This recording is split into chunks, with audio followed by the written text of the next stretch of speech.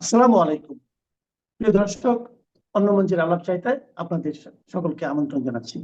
আপনাদের সামনে কথা বলতে এসেছি উপদেষ্টা পরিষদে বিদায়ের সুর কারা চলে যাচ্ছেন এই প্রসঙ্গটি নিয়ে আপনাদের সামনে এই মুহূর্তে কথা বলতে চাই। উপদেষ্টা পরিষদে বিদায়ের সুর, পুরো উপদেষ্টা পরিষদে কি বিদায়ের সুর বেজে উঠেছে? না, পুরো উপদেষ্টা পরিষদে নয়। ইউনূস সাহেব সহসা যাবেন না। তিনি চূড়ান্ত বিচারে নির্বাচন করতে চান, তাকে দিয়ে জামাত নির্বাচন করাতে চায়, তাকে দিয়ে বিএনপি নির্বাচন করাতে চায়। সেই জায়গা থেকে ডক্টর ইউনূস যাবেন না। কিন্তু ডক্টর ইউনূস উপদেষ্টা পরিষদের কাউকে কাউকে নিয়ে ইতিমধ্যে অভিযোগ উঠেছে। আপনারা জানেন যে গত মঙ্গলবার এবং বুধবার, প্রথমত বিএনপি মঙ্গলবারে প্রধান উপদেষ্টার সঙ্গে সাক্ষাৎ করেছেন, দ্বিতীয়ত জামাত এবং এনসিপি একই দিনে বুধবারে তারা প্রধান উপদেষ্টার সাথে সাক্ষাৎ করেছেন এবং সাক্ষাতে তারা বিশেষ করে বিএনপি সুনির্দিষ্টভাবে কয়েকজন উপদেষ্টার নাম নিয়েছেন, তাদের বিরুদ্ধে অভিযোগ দিয়েছেন এবং তাদের পরিবর্তন চায় বিএনপি। বিএনপির চোখে বিতর্কিত উপদেষ্টা কারা আমরা সেটি যদি একটু জানি। দলটির মহাসচিব মির্জা ফখরুল ইসলাম আলমগীরের নেতৃত্বে দলের শীর্ষ পর্যায়ের নেতারা গত মঙ্গলবার দেখা করেন প্রধান উপদেষ্টা ডক্টর মোহাম্মদ ইউনূসের সঙ্গে। সেই বৈঠকে তারা কয়েকজন উপদেষ্টার বিরুদ্ধে পক্ষপাতিত্বের অভিযোগ তোলেন। বিএনপির অভিযোগ, প্রশাসনে ও পুলিশে বদলি, পদায়ন সহ বিভিন্ন ক্ষেত্রে জামাত ইসলামের পক্ষে কাজ করছেন ওই উপদেষ্টারা। প্রশাসনের রদবদল বা পদায়নের জন্য প্রশাসন সংক্রান্ত ক্যাবিনেট কমিটি গঠন করা হয়েছে। এতে 4 জন উপদেষ্টা ও ক্যাবিনেট বা মন্ত্রিপরিষদ বিভাগের সচিব এবং জনপ্রশাসন মন্ত্রণালয়ের সচিব রয়েছেন। বিএনপি নেতারা বলছেন ওই ক্যাবিনেট কমিটি নিয়ে আপত্তি জানিয়েছেন তারা। দলটির যে নেতারা প্রধান উপদেষ্টার সঙ্গে বৈঠকে ছিলেন তাদের একাধিক সূত্রে জানা গেছে বিতর্কিত কয়েকজন উপদেষ্টার নাম তারা প্রধান উপদেষ্টাকে জানিয়েছেন। বিএনপির সেই বিতর্কিত তালিকায় 1 নম্বরে রয়েছেন জ্বালানি উপদেষ্টা ফাউজুল কবির খান। তিনি প্রশাসনের রদবদলের ক্যাবিনেট কমিটিতে রয়েছেন। এই কমিটির আর একজন সদস্য মন্ত্রিপরিষদ বিভাগের সচিব শেখ আব্দুর রশিদের নাম উল্লেখ করে তার বিরুদ্ধে একটি বিশেষ দলের প্রতিপক্ষপাতিত্বের অভিযোগ জানিয়েছে বিএনপি। আব্দুর রশিদ জামাতের, আমরা বেশ অনেক আগে থেকেই শুনছি। আর ফাউজুল করিম তো শুরু থেকেই নানা রকম বিতর্কিত কর্মকাণ্ডে তিনি অন্ততমুখে সরব আছেন। আমার প্রথম তাকে চোখে পড়েছিল পদ্মা সেতুর খরচ মাপিয়ে দিয়েছেন। বিগত আওয়ামী লীগ সরকারের বেঁচে যাওয়া খরচটাকে তিনি এই সরকারের অর্জন বলে দেখিয়েছিলেন বা প্রকাশ করেছিলেন গণমাধ্যমে। তখন থেকে আমার কাছে মনে হয়েছে এই লোকটা তো আসলে সুবিধাজনক না, অন্যের কৃতিত্ব নিজের ঘাড়ে নিতে চান। তার নামে বিএনপি ইতিমধ্যে কমপ্লেন দিয়েছে। প্রধান উপদেষ্টার বিশেষ সহকারী খোদাবক্স চৌধুরী স্বরাষ্ট্র মন্ত্রণালয়ে কাজ করেন। এই মন্ত্রণালয়ে উপদেষ্টার পরেই মিস্টার চৌধুরীর অবস্থান। বিএনপি নেতারা প্রধান উপদেষ্টার কাছে খোদাবক্স চৌধুরীর বিরুদ্ধেও একটি দলের প্রতি পক্ষপাতিত্বের অভিযোগ দিয়েছেন। কোন কোন উপদেষ্টা রাজনীতি বা কোন রাজনৈতিক দলের সঙ্গে সম্পৃক্ত আছেন, এই অভিযোগ বিএনপি জানিয়েছে। এই অভিযোগের ক্ষেত্রে ছাত্র প্রতিনিধি হিসেবে সরকারে থাকা উপদেষ্টা মাহফুজ আলম ও আসিফ মাহমুদ সজীব ভুইয়ার দিকে আঙ্গুল তুলেছে বিএনপি। দলটির একাধিক নেতা জানিয়েছেন সরকারের যাদের বিরুদ্ধে পক্ষপাতিত্বের ও কোন দলের সঙ্গে সম্পৃক্ত থাকার অভিযোগ তারা এনেছেন তাদের যেন সরকার থেকে সরিয়ে দেওয়া হয়। এই আবেদনও তারা জানিয়েছেন প্রধান উপদেষ্টার কাছে।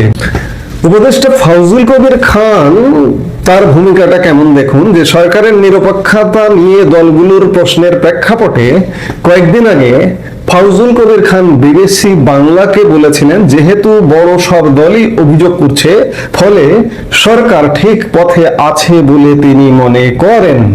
এই হচ্ছেন ফাউজুল কবির খান। কিছু উপদেষ্টার নিরপেক্ষতার প্রশ্ন তোলার পাশাপাশি বিএনপি বলেছে এই অন্তর্বর্তী সরকার তত্ত্বাবধায়ক সরকারের মুডে বা আদলে কাজ করবে বলে তারা চাইছে। বিএনপির স্থায়ী কমিটির সদস্য সালাউদ্দিন আহমেদ বিবিসি বাংলাকে বলেন, অধ্যাপক ইউনূসের নেতৃত্বাধীন অন্তর্বর্তী সরকার এখন থেকেই তত্ত্বাবধায়ক সরকারের আদলে কাজ করবে। প্রধান উপদেষ্টার সঙ্গে বৈঠকে সেই আবেদনই জানিয়েছেন তারা। অন্তর্বর্তী সরকার যদি এখন তত্ত্বাবধায়ক সরকার মুডে কাজ করে, তাহলে এই সরকারকে নীতিগত কোনো সিদ্ধান্ত বা কর্মকাণ্ড বাদ দিতে হবে। সরকারকে শুধু নির্বাচন পরিচালনায় রুটিন কাজ করতে হবে। কিন্তু ইউনূস সরকার কি সেটি করবে? এখানে বন্দর লিজ দেওয়ার ব্যাপার আছে, কক্সবাজার রেল স্টেশন লিজ দেওয়ার ব্যাপার আছে, শাহজালাল বিমানবন্দর, এগুলোর দফারফার ব্যাপার আছে। এদিকে মিয়ানমারে যে করিডোর, মানবিক করিডোর, সেই করিডোর আবার নতুন করে আলোচনায় আসছে। তত্ত্বাবধায়ক সরকার মুডে গেলে এই কাজগুলো তো করতে পারবে না। আবার সচিবালয়ে যেটি বোঝা যাচ্ছে যে উপদেষ্টা পরিষদে একটা বিদায়ের সুর। উপদেষ্টাদের কাউকে কাউকে সরাতে রাজনৈতিক দলের চাপ আসার কারণে বিভিন্ন মন্ত্রণালয়ের কাজে কর্মে তাড়াহুড়া, অনিষ্পন্ন কাজ দ্রুত সম্পন্ন করবারও নির্দেশ দেওয়া হচ্ছে। কিছু আলামত সুস্পষ্ট হয়ে উঠেছে, যেমন অন্তর্বর্তী সরকারের একজন প্রভাবশালী উপদেষ্টাকে সম্প্রতি একটি সংগঠনের পক্ষ থেকে এক আলোচনা সভায় আমন্ত্রণ জানানো হয়েছিল। এ বিষয়ে উপদেষ্টার একান্ত সচিবের কাছে দিনক্ষণ ও সম্মতি চাওয়া হলে নাকচ করে দেওয়া হয়। বলা হয়, স্যার বলেছেন এখন যাওয়ার সময় হয়েছে, এসব বাদ দিয়ে গুরুত্বপূর্ণ সংস্কারগুলোর দিকে মনোযোগ দাও। আমরা আছি বা কদিন, যে কোনো দিন চলে যেতে হবে। প্রায় অভিন্ন ঘটনা ঘটেছে সচিবালয়ের 7 নম্বর ভবনের এক উপদেষ্টার দপ্তরে। শুধু এই 2 উপদেষ্টার ক্ষেত্রে নয়, বেশ কয়েকজন উপদেষ্টার দপ্তরে অনিষ্পন্ন সংস্কার কাজ দ্রুত নিষ্পত্তি করতে তাড়া দেওয়া হচ্ছে বলে জানিয়েছেন দায়িত্বশীল কর্মকর্তারা। এছাড়া উপদেষ্টা পরিষদ নতুন করে গঠন হতে পারে বলে মনে করছেন সংশ্লিষ্ট ব্যক্তিরা। এই মুহূর্তে সচিবালয়ে গুঞ্জন আছে যে অন্তর্বর্তী সরকারের উপদেষ্টা পরিষদে বড় ধরনের পরিবর্তন আসছে। খানিক আগে বললাম, উপদেষ্টা পরিষদে থাকা বিতর্কিত ও দলীয়দের বাদ দিতে সাম্প্রতিক প্রধান রাজনৈতিক দল বিএনপি, জামাত ও এনসিপির চাপ রয়েছে। এমন পরিস্থিতিতে সচিবালয়ের কয়েকটি মন্ত্রণালয় ও বিভাগের প্রশাসনিক কাজে এক ধরনের তাড়াহুড়া লক্ষ্য করা গেছে। উপদেষ্টাদের নিয়ে প্রথম বিস্ফোরক মন্তব্য করেছিলেন জাতীয় নাগরিক পার্টির আহ্বায়ক নাহিদ ইসলাম। তিনি বলেছিলেন, উপদেষ্টাদের অনেকেই বিভিন্ন রাজনৈতিক দলের সঙ্গে লিয়াজো করে ফেলেছেন, অনেকেই সেফ এক্সিট নিয়ে ভাবছেন ও ব্যবস্থা করছেন। কদিন আগে জামাতে ইসলামের কেন্দ্রীয় নায়েবে আমির সৈয়দ আব্দুল্লাহ মোহাম্মদ তাহেরও কোন কোন উপদেষ্টার বিরুদ্ধে ষড়যন্ত্রে লিপ্ত থাকার অভিযোগ তুলেছিলেন। এমনকি তাদের কথোপকথনের রেকর্ডও নাকি তার কাছে আছে, এমন কথাও তিনি বলেছিলেন। এ নিয়েও উপদেষ্টাদের মধ্যে এক ধরনের অস্বস্তি রয়েছে। আবার কেউ কেউ এসব অভিযোগ ও সেফ এক্সিটের কথাও জোরালোভাবেই অস্বীকার করেছেন। সরকারের একটি দায়িত্বশীল সূত্র থেকে জানা গেছে, অন্তর্বর্তী সরকারের শীর্ষ পর্যায় থেকে 2 ছাত্র প্রতিনিধি উপদেষ্টাকে সেপ্টেম্বরের মাঝামাঝি সময়ের মধ্যে পদত্যাগের পরামর্শ দেওয়া হয়েছিল, কিন্তু তারা আরো সময় নিতে চেয়েছেন। এই 2 উপদেষ্টা হলেন তথ্য সম্প্রচার উপদেষ্টা মাহফুজ আলম এবং স্থানীয় সরকার উপদেষ্টা আসিফ মাহমুদ সাদী ভুঁইয়া।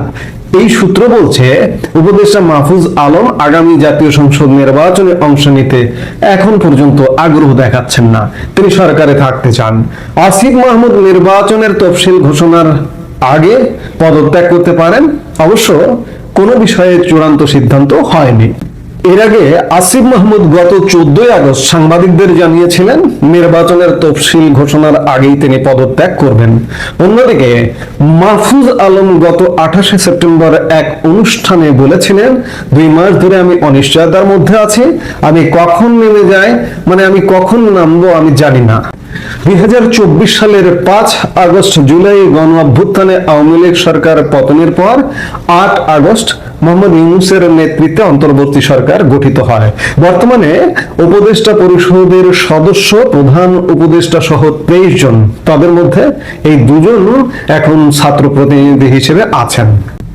জামায়াতে ইসলামী কোনো সুস্পষ্ট উপদেষ্টাদের নাম না বললেও কোনো কোনো গণমাধ্যমে আসলেও এসে থাকতে পারে, তবে সূত্রের খবর মারফত যেটি জানা যাচ্ছে যে অর্থ উপদেষ্টা সালেউদ্দিন আহমেদ কিংবা পরিকল্পনা উপদেষ্টা ওয়াহিদুদ্দিন মাহমুদ তাদেরকে বিএনপি পন্থী উপদেষ্টা বা বিএনপির প্রতিপক্ষ পাতিত্বমূলক উপদেষ্টা হিসেবে চিহ্নিত করেছেন, এবং আরো এরকম কিছু আছে।